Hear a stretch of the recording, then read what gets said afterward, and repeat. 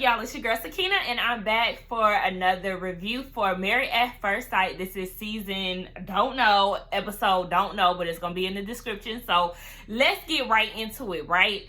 So this episode, they really kind of got into the whole love situation. So the focal point of this episode was love. I think there were like 20 days in the marriage, and we can really just start off with Olivia and Armani, since they really didn't do a full group activity or meetup this episode. So we get a scene where Armani and Olivia are going on a walk. Olivia said that she does have a connection with Armani, so she feels like she has her best interest at heart. So they go on this walk, and Olivia was asking if her and Woody have come across any issues or differences. And Armani says that she's more of a chill person, but she's a little hyped when she gets around her friends. Woody is hyped 24/7, so that's where they really differ. Olivia can definitely relate to that because Brett is the more hyper one compared to her. She's very mellow, very chill. She has very soft-spoken voice. So she understands where Armani is coming from. So Armani was asking, do you feel like you're growing more attractive to Brett? And Olivia is not really feeling a strong attraction to him. Like, she's attracted to him, but it's just a little bit. Whereas Armani has this strong attraction to Woody. She gets butterflies. She's always excited to see him. And Olivia is waiting on that feeling, but it's just not there yet. And she just said because he kind of holds back when it comes to love. She doesn't know if it's just because he doesn't like having those conversations with everybody and everybody being in their business, but it is kind of hard for him to really speak on love. And she said that she's really concerned because she doesn't know how honest he is when those conversations do come up. So, they have some issues with that. Then Olivia asked Armani, how does she think that the guys are when they're alone? And Armani mentioned that Woody comes home frustrated when it comes to Brett because he always gives like political responses to the questions. They did a flashback of how he was acting, about the writing the marriage and just little stuff like that. And I totally agree. I wouldn't be frustrated, but I totally understand where he's coming from. Like, you can't really trust him because he's never really honest or given a natural response. So then Armani was like, it just could be because they're in a group setting, but how are y'all when y'all are alone? And Olivia said that they get along for the most part, but the big issues is a problem as far as like kids and finances and stuff like that. But she wants to see the world. She wants to travel, and she's having a hard time with him possibly not wanting to do that with her. So she said that, they haven't figured out why they're matched. And I feel like that is definitely a problem. You want to see that person and be like, I get it. But I think that's the reason why they need to talk about the bigger issues and try to see where their views lie and why they're supposed to be this good match for each other. You could just tell their whole issue is that Olivia is adventurous, whereas Brett is more of a homebody. So, yeah, they do need to find some type of common ground because it's not going to work if they're going to be on different pages all the time. Now, as far as Olivia and Brett, we just going to hop into them because they really didn't have that many notes for me. Now, Brett does say that he likes Olivia and they are in a good place. All the couples did have questions that they needed to ask each other to dig deeper into their relationship. Again, it was focused on love. So the first question was, have you been in love before? And if so, what were the circumstances? Also, Brett did say that he likes to find the humor in everything. So hopefully Olivia likes that. Now when it comes down to love, sir, you have to be a little more serious when it comes down to getting to really know this person. Keep in mind that this is ultimately somebody that you married as a stranger. So you have to get to know them a little bit more and not always be on some joking type shit. So he asked the question, but the question never got answered. So I'm like, okay. And then I get to the second one, and the second question is, how would you know when you're in love?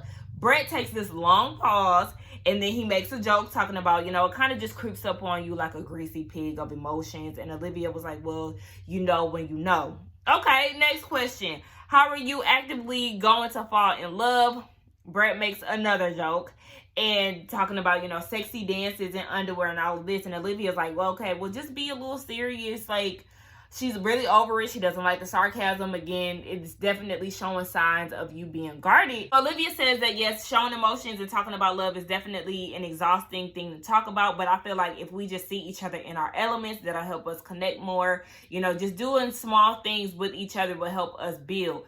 Brett is opposed to that. He feels like y'all have to talk about the bigger issues in order for them to really feel like they're meant to be together. And I kind of agree with him as far as that, because yes, if you're talking about finances, children, where you see yourself as far as goals, these things are needed to talk about, because in order to make it work, these big things are going to be the glue that keep y'all together. The small things are just an added bonus. But, you know, Brett does say that he likes to see people in their element being passionate. So, I mean, they just have two different outlooks at the end of the day. So Olivia arranges a boat ride for them at the swamp, and this whole boat ride just did not seem enjoyable at all. They both seemed like they were pretty bored. They started to come alive a little bit once they did like the little show and tell segment where they could hold the alligator and look at the bullfrog. But I really just didn't see it. Brett is not really excited to do things like this, but Olivia wants to push him out into doing bigger things. Baby, they're gonna have to figure something out, because I don't know. We're gonna move over to Armani and Woody. I always have the least notes for them as well, because they're always on good terms pretty much. But we see them out at the nail salon. Woody is taking her on a mani-pedi date, and I really felt like that was cute. You know, he called her Sweets. He has a nickname for her. I said, oh, why y'all keep doing this to me? So cute. Woody is big on image, as his friends said before at the wedding, and he feels like, you know, she needs to look right. She did say that she gets her nails done every 2 weeks. She does her own hair, so she really doesn't have to worry about that. And then that's when she told him that she is going to take her braids out soon, so, you know, you won't have any surprises here. I'm just letting you know.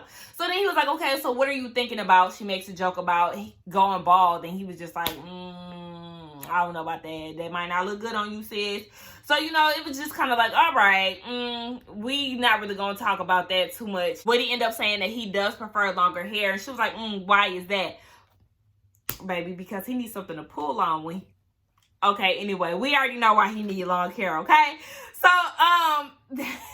they get their questions at the house. And they were coloring together. And I was just like, y'all keep doing stuff to make me love y'all even more. When I tell y'all, I used to be really obsessed about coloring. Like, I even got adult coloring books now. But, like, when I was in college and shit like that, like, I had coloring books. So many coloring books. So I was just like, oh my gosh, that's so cute. But anyway, enough for me. Then they got into the questions, and one of them was, have you ever been in love? Yes, Woody has been in love before. He's been in love twice. And then Armani was like, okay, well, how do you know when you're in love? And he was just like, the constant thought of you is what makes me know that I'm in love with you, wanting to see you smile. You know, basically laying it out, all these things that he's done for Armani. And she calls him out on it like, wait, these things sound familiar. You've done these things for me. So are you trying to tell me that you in love with me? And he was like, yeah, I have love for you. You know, I love you, but I have love for you. So you can really tell he was trying to feel it out, trying to see where her head was with it. He did say that he didn't want to sugarcoat it and was just like, you know what, yes, I am in love with my wife. But unfortunately, Miss Armani does not feel the same way. Now, she does feel like she is growing to build up that love for him, but they are not on the same page. Of course, Woody does feel some type of way about this with him being her husband. She is scared because of her past relationships. And Woody is just like, you know, I feel like she should wipe the slate clean. I feel like as her husband, it's not fair to me. And I agree with him. I know that you have been in past relationships where you have fallen in love with them and they've hurt you. It's very unfortunate. However, you and Woody are supposed to be on the same vibe when it comes down to marrying a stranger. Y'all are supposed to be ready, right? So at this point, I feel like you should just drop all the baggage that you've had previously and don't look at it from the past mistakes or the past issues that you've had with other men. She did say that she needed time to let it go, but it's just like, sis, it's best that you just let it go now, because that's not fair to him, okay? You're harboring feelings. Now, we get another scene where Armani is at the house and she's cooking for Woody. Basically, just trying to make him know that he is appreciated, and though she is not there as far as being in love with him yet, she does have love for him, you know, just a token of appreciation. Now, Woody is very excited about this meal. It did look good. It was salmon and pasta, and he appreciates it. You know, this is something that Armani is trying to do to keep her husband. He loves the effort. So they're all here for it. Woody was just basically saying in his confessions, like, look, I know you love me. You ain't got to say it right now. It's okay. You scared. I understand it, but you showing it. Like, I know you love me. So now we can talk about one of my other favorite couples, who is the Amelia and Bennett. Now, Amelia is saying that she does love waking up to her husband. You know, they feel really good about each other. But then she also mentions that Bennett was sick. So she's basically nursing him back to health. And Bennett shares with us that at one time when he was feeling a little better, you know, they were just real close to each other. And then, bam, baby, they consummated the marriage, okay? They had sex. And Amelia was just like, you know, I don't really like talking about stuff like this. I'll let Brett handle it. Oh, not Brett, Bennett. Oh, all these bees. Well, not all these bees, but the bees, you know, get a little tongue-tied or whatever. But Amelia was like, she don't like talking about that, so she'll let Bennett talk about that. And Bennett said that he is currently pleased with the level of physical intimacy. I was like, look at you. You was just so cute. But anyway, they receive the questions from the experts. So then they have to talk about love, you know, to basically find ways to fall deeper in. And one of the questions was, how will you know when you're in love? Amelia says when they feel connected and basically their lives are pretty much intertwined with each other. Bennett says he wants to feel at ease, yet passionate. He wants to feel comfortable communicating his feelings and to have a mutual feeling with each other. So Amelia likes where they are, but she did say that they have a lot to work on before they can get to the falling in love part. And one of the questions did say, and her reason for saying that was because, you know, her residency might change the view of their relationship. So, you know, it might be all, you know, cute and all that right now until shit gets real when she has to pick up and leave. So one of her second questions is, what do you think about love at first sight? So Bennett said that he has experienced it, and his situation was pretty much similar to Woody's. You know, he admitted that he is in love with her. Well, he said that he has love for her, but he isn't in love with her yet, and there is a difference. So, you know, he also went into, like, the description. Well, the girl that I met that I was falling in love at first sight with, she laughed a lot, blah, blah, blah, you know, and it definitely described his moment with Amelia when they met at their wedding. So Amelia says that she, so then the next day, or whatever, the next scene that we get with them is them waking up, and Amelia shares that she has a day full of surprises for Bennett. One of her friends ended up staying over because in the middle of the night, they got up and baked him a cake. So he comes into the living room, and he sees the cake, and she was like, shit, you wasn't supposed to see that yet. But basically, she's surprising him with, what is it called? Slacklining. That is something that she's really into and is very important to her. I actually Googled it. As y'all already know, ain't no point in me telling y'all what it is because y'all see what it is. But it's basically to help you balance, and also it's good for meditation. So I could tell y'all that. But anyway, yeah, so she just has this whole thing set up for him. They have matching outfits, and then she gives him the cake later on because they end up doing a picnic. But as they're doing the slacklining, he's actually really good at doing it for the first time. It's really all about balance. I feel like she was a good teacher, and he was very receptive to her leading the way and showing him how to do it. So, you know, they make a good team. I really love them together. She even got a piñata for him. It was too cute, y'all. The whole picnic and all of that. I was just like, come on, ma'am. Come on, Amelia. I always feel like it is good for women to surprise their men and do dates like that because, I mean, men want to show or be shown appreciation. You know, we want the guy to court us, but it's okay for us to, you know, do a little reversing. Then we get another scene where Amelia and Bennett are cooking together, and Bennett feels like this is a time where they do need to start to delegate some responsibilities in the house. So they come up with this cute idea to do a draft every Sunday over dinner. To basically, you know, you do this, a chores type of thing. So then they go into this conversation where Bennett was saying that he wants to borrow her socks because he doesn't have enough. He only has 2 pairs, and then they showed his socks, which were dirty as hell. And this is like, Bennett, I'm gonna need you to go down to Walmart, okay, buy you a good 10-pack. It doesn't cost that much, honey. I know you said that you're not really stable in your finances, but I'm gonna need you to flex a little bit and splurge on a little $5 pair of damn socks, because it don't make no sense. Dollar Tree, you can go to Dollar Tree. Benny, I hope you're watching this. Take your ass to Dollar Tree and get you some socks. But anyway, let's move on to the next couple, y'all. We can talk about Miss Christina and Henry, okay? Our favorite headache. Or are they our favorite headache? I think that our headache really is Karen and Miles. I don't know. Y'all tell me who y'all favorite headache is. I can't decide right now. I don't know. So they pick up from where they left off. You know, the night before they had a big argument. Henry is calling Christina, messaging her. She ain't responding. Did y'all see the name that he has in her phone? Christina, Married at First Sight. I said, ooh, baby, drop the Married at First Sight. That's your wife now. It's weird. But anyway, maybe he knows other Christinas. I don't know. But anyway, he did reiterate again that he does not like the way that she handles her impatientness. So then Christina comes home, and then she says that she has to reveal something to him. What it is that she hasn't been taking her ADD medicine. So baby girl got ADD. She's been off her meds for a good month and a half now. Her mom has really been pressuring her to take the meds out of her routine because her mom does not believe in medicine. So, you know, she feels very pressured, but it is making her uneasy. It's making her very irritated, frustrated, and all she wants to do is take naps because she can't handle not being on her meds. Her meds really mellows her out, really normalizes her, so she is aware that she has been flipping out lately and is a little ashamed about it. But Henry is like, you know, I don't judge. You know, I know the pressures of parents can be a lot, but, you know, if you feel like this is something that is beneficial to you and your well-being, then, hey, who am I to judge? You know, do your thing. Then we get another scene where Christina asks, I was about to say Doug. Who was Doug?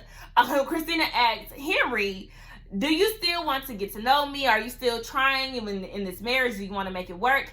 And yes, he does still want to try it out. He does say that he does like her a lot. But, you know, they do have a lot of time that they need to spend together. And with them doing so, that could definitely help them build up their chemistry. So he said that he is definitely looking for that moment for them to develop into something more.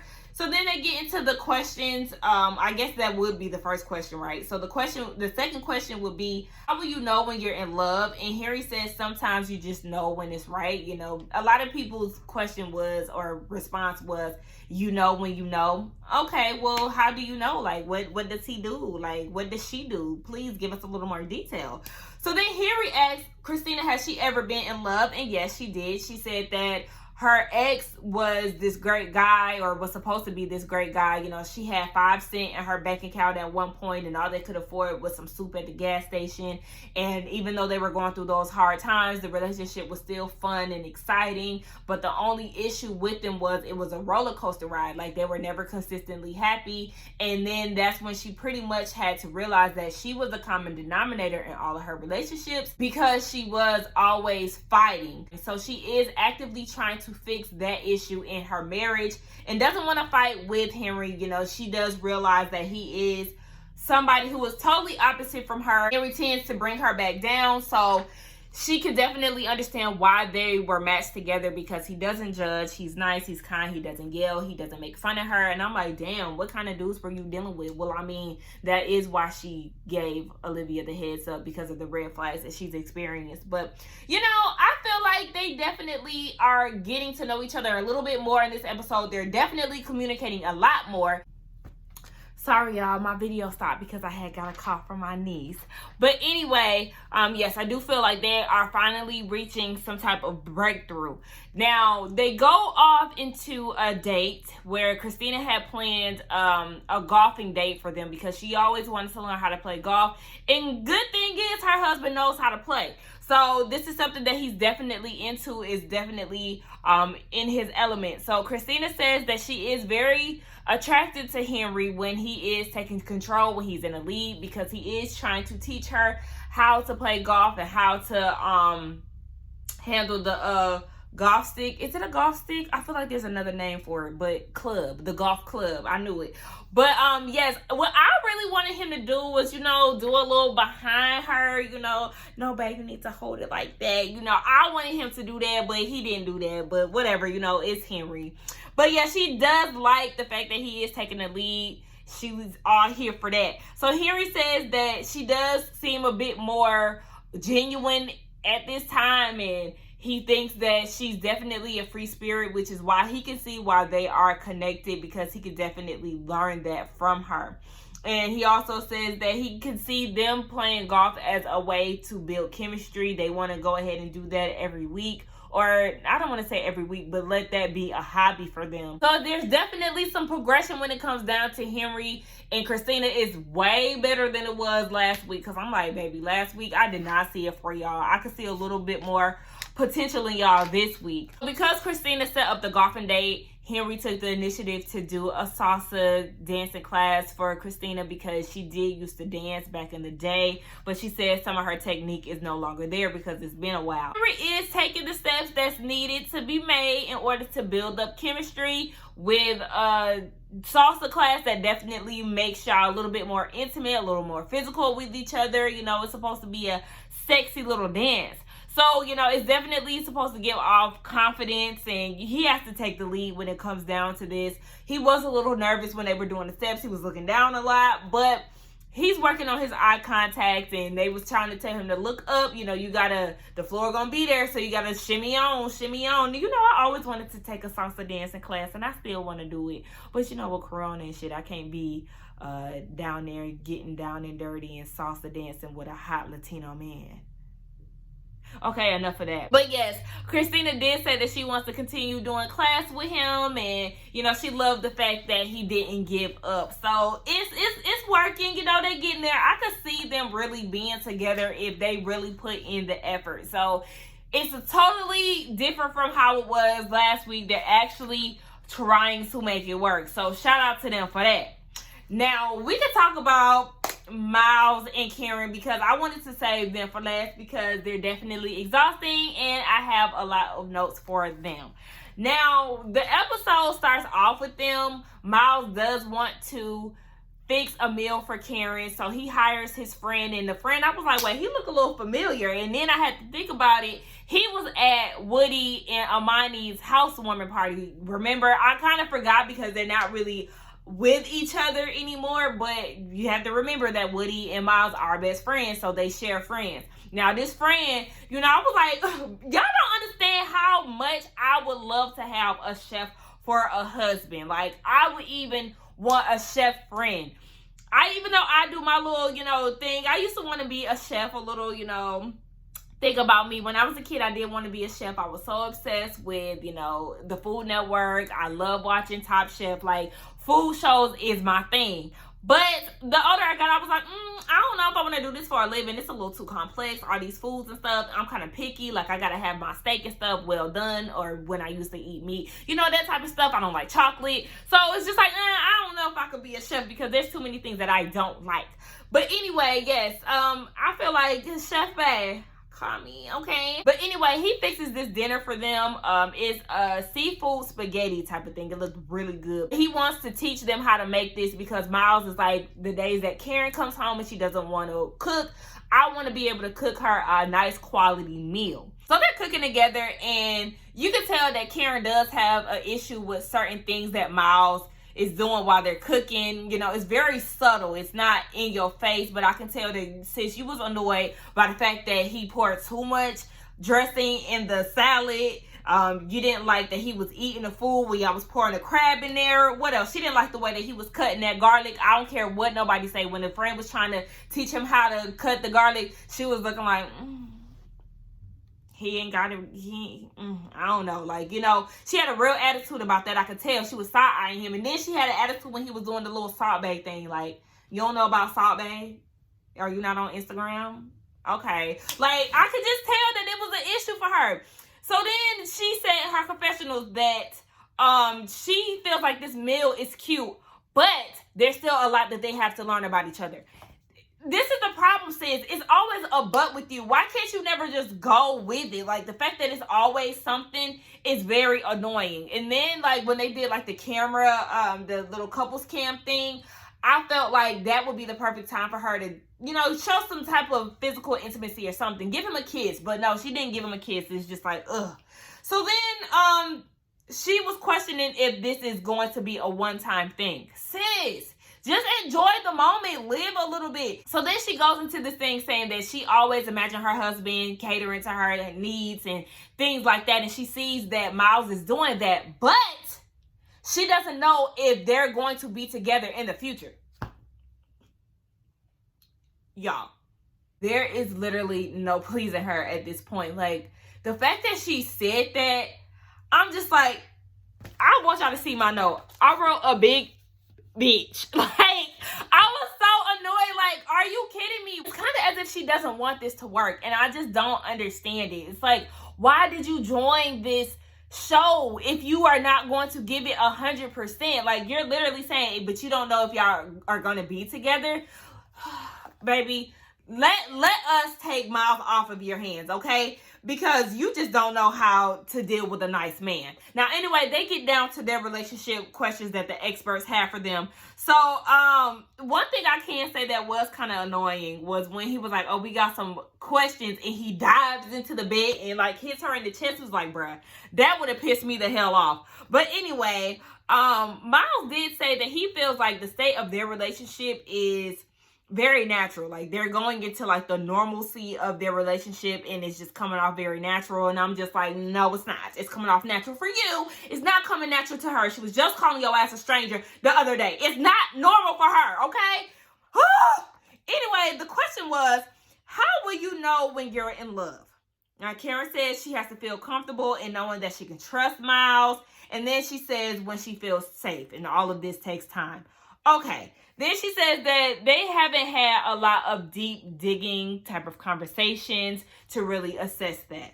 Okay, well, Miles was like, shoot it. Let's go. Let's talk about it. So then she wanted to know about his childhood. What was that like? Now, as a child for him, he says that he was happy, but they did move a lot. And then at the age of 9, his parents got a divorce. So he spent a lot of time going back and forth to his parents' house. With him going back and forth, he always felt like he had to be the peacemaker because he did notice that neither one of his parents were happy. And I could definitely relate to this because once my family or my parents broke up, I was definitely feeling like, okay, well, maybe if I could do this and I could do that, maybe that'll make my parents happy. And I totally related to what he was saying. It was just so spot on to how I was as a child after my family broke up. But his problem is the fact that he was carrying their issues on his back, same as me. But he had vocalized that and let his parents know this, and his dad was like, look, you've carried the weight of our problems on your shoulders. Like, I need you to release that. Like, it's okay. You've done enough. So Karen was like, see, that's the problem. Like, I don't want you to be perfect. I don't need you to always feel like you have to necessarily be there, if that makes sense. But this is basically what she was saying. Like, you don't have to burn yourself out to please other people. And I understand where she's coming with that. But her issue is, this could be too much too soon, which is a turn off for her. Like, you're throwing out your best work early on, and it's just like, let these things happen gradually. Let it be organic. And I understand where she's coming from. I totally, we hear with that. However, I think what she needs to realize is that Miles is who he is. Like, that's just genuinely how he is. This is not a facade. This is not a front. There are men like Miles really out there. And I know you are more so attracted to the toxic men, but you have to realize that this is the type of man that you have, and this is why the matchmakers put y'all together. So then we get a scene where they're out at the grocery store, and they're picking out some things together.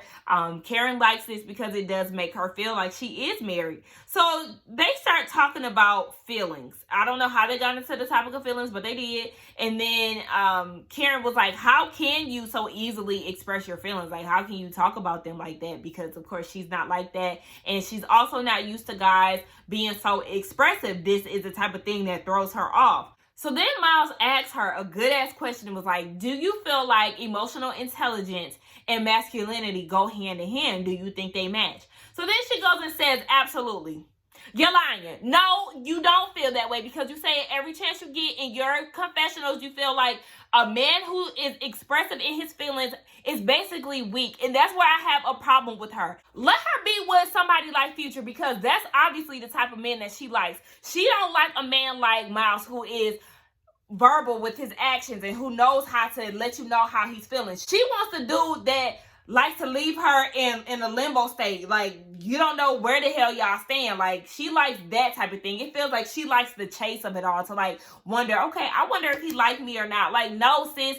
I just can't. Like, I just feel like you're wasting his time. You're literally wasting time on a good man when somebody else in this process or somebody else who applied to be on this show could have definitely cherished and appreciated him more. I know a lot of people feel like eventually she's going to break down and, you know, see the good in him and realize he is who he really is, but I don't feel that way. She throws out the fact that he is not masculine enough too much. It's like you really think that he's like a little bitch or something, or like he's weak because he knows how to share his feelings. Y'all, I can't with her. I feel like I'm rambling, but anyway. It's like, we know that you're lying because in your confessional, you say that you don't know if you're comfortable with him being so emotionally aware because you don't know if y'all are going to meet each other's expectations and if y'all will be able to be happily married. Like, girl, you sound dumb as fuck. Like, so then we see Dr. Kyle says that, you know, certain people in relationships tend to sabotage their marriage because they have this preconceived notion of what they think that their significant other is supposed to be, and that is totally Karen. So later on that night, Karen asked Miles, did he like going grocery shopping with her? He said yes. I feel like that was a cheap date. You know, it was just a little joke. But of course, she found the issue in that and said that no, it's not a date. Okay, whatever. Really a buzzkill, but whatever. So Miles was like, okay, well, let's go ahead and get deeper into it. You know, I know you don't really like to talk about intimacy, but let's go there. So she was like, how can you say that I don't like to talk about intimacy? It's because he said, you be dodging the question, sis. You don't really like to talk about it. But he was like, okay, let's just go ahead and get into it. So, do you like intimacy? Is that something that you enjoy? And then she got real quiet. She's digging into the refrigerator. Nothing. So he's like, okay, well, do you like kissing? Do you not like kissing? Do you like sex? Do you not like sex? Like, what is it? I'm trying to see where you are. And then she was like, well, I'm a woman. I have needs. Okay, you have needs. And what are those needs? Verbalize it. Talk. Use your words. Communicate, right? You want to talk to him, right? She's wearing me out, y'all. But anyway, yes, he asked, what are those needs? And Miles said that you never describe your needs. And I know that you want to take it slow, but y'all really have to get there. And then Karen was like, oh, well, I feel like we should just talk about that once we're at that point. Why, Karen? Why should y'all wait till y'all get to that point? So when y'all get to that point, he fuck up and then you find an issue in that. Like, you know what I'm saying? It's just like always a problem. So Miles was like, how can we get to that intimacy level? And then she was like, well, it'll happen naturally. Duh, it'll happen naturally. So then she was like, it's not like we're going to put it on a calendar. And Miles was like, you know what? Yeah, we're going to put that on the calendar. And she was like, well, it's not like we're going to do it and set it for March 26th. And I'm assuming that March 26th was a long time from then because he was like, no, we're not doing that. Y'all know he get real serious when she get down to talking about not having sex. He was like, all right, boom, we're going to put this on the calendar, sex with my wife. And for some reason, she got so offended. She felt like it was childish and she felt like she was being disrespected in their home. Since the way that you're going about this is childish and dumb, you're trying to find any little thing wrong with him. You figure that the age difference is such an issue, and now all of a sudden he's childish because he wants to talk about sex. That's a part of being a grown-up. You talk about things that might not make you feel comfortable. You just need to leave the show. Why are you here? Why is she here? I don't understand, okay? Like, ugh. And then she was just like, you know, you need to give yourself a hand job. And that's where the episode ended. I'm so through with Karen, y'all. She does not really like Miles. She is wasting time. Somebody else could have had this good man. Somebody else could have appreciated him. Oh, whatever. But that is my thoughts on the episode. Y'all let me know how y'all feel about Raggedy Karen. She's just stay on my shit list. I was trying to give her the benefit of the doubt last week. But anyway, yeah, y'all let me know what y'all think in the comments. Don't forget to like, comment, and subscribe to my channel. And I will see y'all in the next one. Bye.